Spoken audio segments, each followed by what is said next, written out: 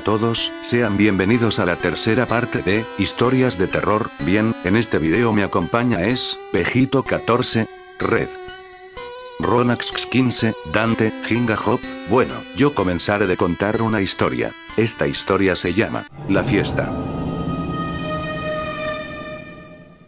No es fácil empezar, después de leer mi historia lo entenderán. Vivía en una pequeña casa, aislada de la ciudad, ya que por la enfermedad de mi madre nos tuvimos que mudar aquí. Mi mamá tenía pánico a la gente y se alteraba demasiado. En mi casa somos tres, mi madre, mi medio hermano y yo. Mi papá murió cuando yo tenía solo 7 años. Como decía, la casa es pequeña, pero tenebrosa, y mis compañeros de curso lo sabían, por eso insistieron celebrar aquí la fiesta de Halloween, a lo cual accedí. Llegó el día, todos mis amigos y yo estábamos en mi casa, pero en mitad de la fiesta a alguien se le ocurrió proponer: juguemos a la ouija. Todos aceptaron. Lo preparamos todo minuciosamente, hasta el último de los detalles, ocupamos nuestros puestos y comenzamos la invocación.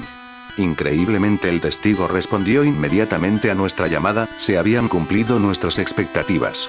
Pero de repente una extraña sensación llegó a mi ser, se escuchaban gritos en la segunda planta, un frío penetró de golpe las almas de todos los presentes y una ráfaga de viento abrió bruscamente las ventanas, todos quedamos impasibles. ¿Qué estaba pasando? Al fin reaccionamos y algunos empezaron a gritar, otros reaccionaron riéndose, como si quisieran creer que todo era una broma. Pero no, en mi casa nunca habían pasado cosas así. Pasados unos segundos, el silencio volvió y los ánimos se iban calmando, pero de pronto uno de nuestros compañeros rompió el silencio, estaba pronunciando palabras que ninguno de nosotros podía entender, parecía que hablaba en latín. Algunos empezaron a reír y otros no lo soportaban más, querían que se callase, pero él no paraba, los ánimos se caldearon de nuevo y una amiga empezó a pelearse brutalmente con un compañero. El panorama era dantesco, unos reían como endemoniados, otros gritaban, se peleaban y varios cayeron desmayados, era horroroso e insoportable. Por fin llegó un momento de calma, pero no duró mucho, una nueva oleada de cólera descontrolada invadió a los allí presentes, los gritos aumentaron, ya no se podía más, era horrible, la sangre salpicaba las paredes, el testigo de la ouija se movía solo, pero de forma controlada, pude leer. Fue un gran error. A pesar de todo lo que estaba ocurriendo en aquella sala, yo intentaba mantenerme tranquila y razonable, pero no aguanté mucho, el tablero empezó a temblar bruscamente y de él salió un resplandor, allí pude ver a mi padre, él estaba provocando todo esto, ahora sabía lo que estaba ocurriendo, habíamos abierto la puerta, y él no se iba a perder tan esperada cita por nada del mundo, buscaba venganza, pero ¿por qué? Reaccioné inmediatamente y subí las escaleras de 3 en 3, tenía que encontrar a mi madre, pero al llegar al segundo piso la encontré muerta, y mi hermano yacía muerto a su lado. ¿Por qué los mató? Poco después encontré el diario de mi madre, allí encontré todas las respuestas. Mi madre lo había asesinado, junto con el papá de mi medio hermano, mi padre había cumplido su amenaza. Ahora entiendo los gritos, eran ellos, de un día a otro mi familia y mis amigos habían desaparecido para siempre. Nunca olvidaré aquel Halloween. Bueno, yo seré el siguiente en contar una historia de terror XD. La historia se llama La Navidad Sangrienta. La Navidad es aquella ceremonia donde se festeja el nacimiento de Cristo, y todos tienen una noche buena, pero la familia Edith no tuvo esa noche buena. Londres, año 1980, la familia Edith espera ansiosa la Navidad. Es un día con mucha nieve, pero podría ser peor cuando informan por televisión sobre un asesino que se ha escapado de la cárcel con un traje de Santa Claus y que ronda por esa misma zona. La familia se mantiene alerta, pero no lo suficiente, ya que no han asegurado la casa y que en cualquier momento el prófugo podría introducirse en el hogar. Ante esto la madre manda a dormir a su hijo en la planta alta de la casa, segundo piso, para estar más asegurado. Ya son más de las 00 HS y en la casa están todas las luces apagadas, de repente se siente un ruido por la chimenea, entonces Lautaro, hijo único de la familia, se levanta de la cama creyendo que era Santa, fue entonces cuando la madre grita. Lautaro corre y esconde. Pero el asesino le corta el cuello a la mujer, con lo cual muere ensangrentada, el niño siente un temor inexplicable. Mientras el niño subía las escaleras rápidamente, el prófugo le decía con voz dulce y delicada: Lautaro, dale un abrazo a Santa Ana. Fue entonces que en esa ocasión aparece el padre del niño peleando contra aquel asesino, pero por un descuido minúsculo el suicida saca un hacha que tenía escondido en su traje robusto y le corta el hombro al pobre hombre que gritaba agonizante en el pasillo de su casa. Mientras gritaba adolorido por la herida, el esquizofrénico hombre le corta la cabeza al papa de Lautaro. Ahora sí, Lautaro sentía miedo, pero a la vez furia y tristeza por lo sucedido aquella noche de alegría. Él estaba solo e indefenso, lo único que pudo hacer fue esconderse en su cuarto, encerrarse en su closet y llamar sollosantemente a la policía sin que aquel demente se diera cuenta de la llamada a las autoridades y que todo se diera por terminado, pero no fue así como lo pensó Lautaro. El asesino aún buscaba al joven asustado, pero cuando subió las escaleras escuchó un bullicio en el armario. El loco sin pensarlo corta el cable del teléfono, abre el armario y asesina muy brutal y despiadadamente a aquel joven niño de tan solo 7 años de edad, cortándole sus miembros y extrayendo sus órganos. Mientras Lautaro agonizaba, el despiadado hombre le corta el cuello y es ahí cuando la vida de aquel niño se da por terminada, pero antes de irse el loco vestido de Santa Claus descuartiza a los integrantes de la familia, los mete en una bolsa negra y los coloca en una caja cuadrada, lo envuelve con papel de regalo y lo deja debajo de aquel árbol de Navidad que hermoso se veía con sus adornos navideños. Jamás se volvió a ver a aquel asesino, pero ten cuidado, puede que en cualquier Navidad aparezca en tu casa, pero ¿estarás preparado para ello? Bueno, es mi turno de contar algo. Esta historia se llama Los fantasmas del panteón. Hubo una vez dos chicos que deseaban contar una buena historia de terror. Como no encontraban nada que contar, se les ocurrió la idea de internarse en el panteón. Así lo hicieron durante la madrugada para que nadie los viera. Esperaron durante un rato a ver lo que pasaba. Como nada sucedía, se les ocurrió la loca idea de empezar a excavar con herramienta que encontraron en un lugar en el que se veía la tierra suelta. Aunque era obvio que se trataba de una lápida reciente, su juventud los motivó a continuar con su locura. Como empezaban a hacer demasiado ruido, los vecinos se percataron del inusual ruido. Alarmados agarraron sus machetes, escopetas y piedras y buscaron sigilosamente el sitio de donde provenían aquellos extraños ruidos. En la oscuridad se escuchó una voz gritando ¡Ey! Y se les fueron encima pensando que eran dos fantasmas malditos. Los apedrearon, los acuchillaron, los machetearon. Hubo mucho ruido y barullo en aquel cementerio aquella noche. 2 disparos de escopeta acabaron con todo el bullicio, volándoles la tapa de los sesos a cada fantasma. Solo al día siguiente se dieron cuenta de que no eran fantasmas sino gente ociosa a la que habían dado muerte. Aunque hubo detenidos de esos hechos, a nadie se le pudo culpar directamente porque la gente del pueblo aseguraba que esos chicos eran profanadores de tumbas. Cuentan que a los chicos se les ve desde entonces atemorizando y profanando las tumbas de los nuevos difuntos de esa población, de los cuales sus restos aparecen desmembrados y esparcidos por el cementerio con una extraña nota en sus cuerpos. ¿En dónde están nuestros sesos? Bueno, llegó la hora de que cuente algo XD. Esta historia se llama Los visitantes de Consuegra. Se cuenta que hace unos años fueron a Consuegra unos visitantes nocturnos. Estando en la portada de un vecino, llaman a la puerta, una familia vestida de luto que venía de visitar probablemente a algún ser querido del cementerio, pero no eran del pueblo. Pedían la voluntad, como si fuera una familia pobre, e iban llamando por todas las puertas.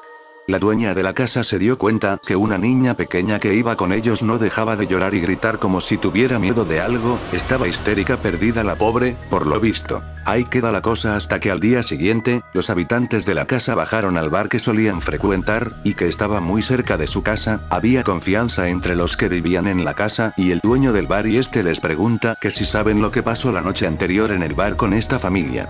Ante la negación, el del bar les cuenta que entraron allí y pidieron algo de cenar. Todo el bar estaba abarrotado de gente, como era común en aquellos tiempos y más cayendo en fin de semana.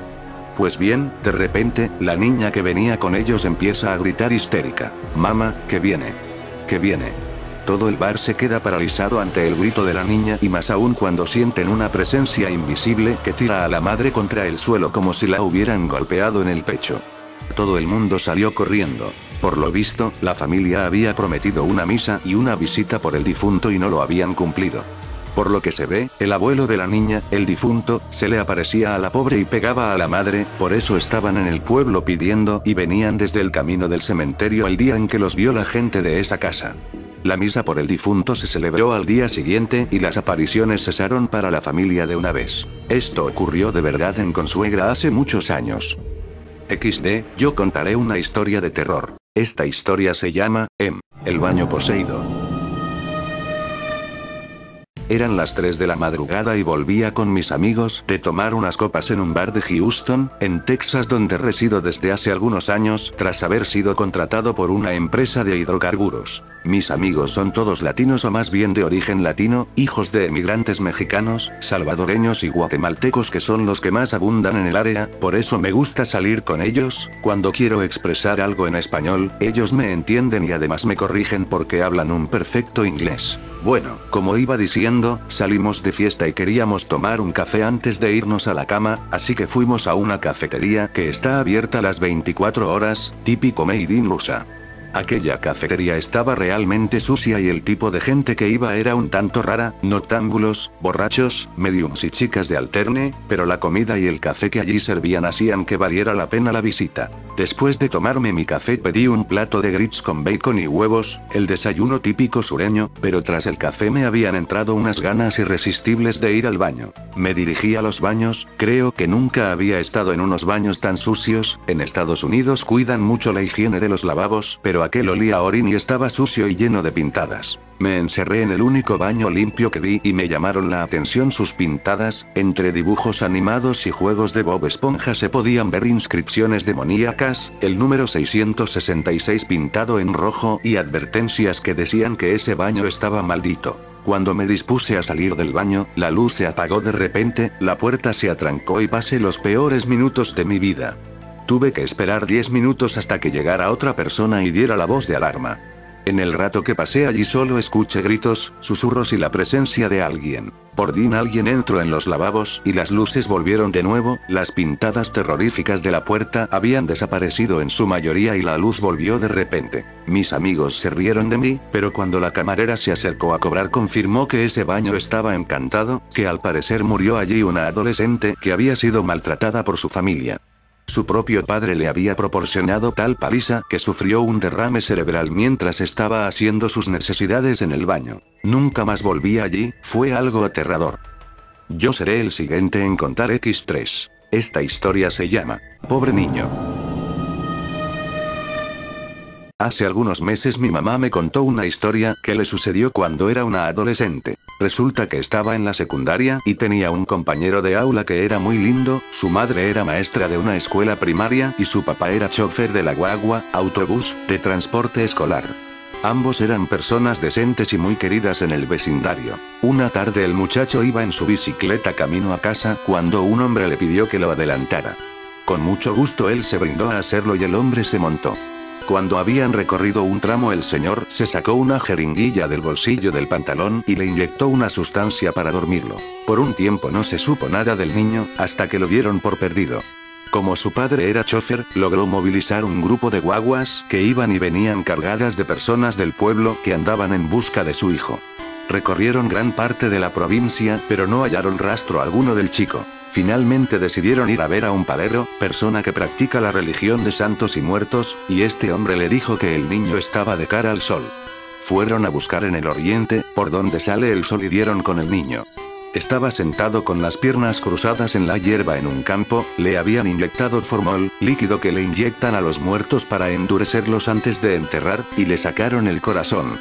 Los pájaros le estaban terminando de comer los ojos. Cuando comenzaron a hacer las investigaciones, descubrieron que el hombre que el niño llevó en su bicicleta era un brujero que había sido contratado por una enfermera y su marido que era prófugo de la justicia. La intención era que el brujero hiciera un trabajo para que la policía no buscara más a su marido. El brujero lo que necesitaba era un corazón joven para el trabajo. La enfermera colaboró sacando las inyecciones y los elementos para operar del hospital. Luego la policía hizo un levantamiento hospital por hospital buscando a la enfermera, pero nunca apareció. En el entierro tuvo que sellar el cristal del ataúd con fotos del niño. La mamá del niño fue internada en un hospital psiquiátrico y murió a los pocos meses. Su padre aún vive y es un alcohólico. Bueno amigos, este fue el final de este video de Historias de Terror parte 3, quizás haya una parte 4, pero quién sabe.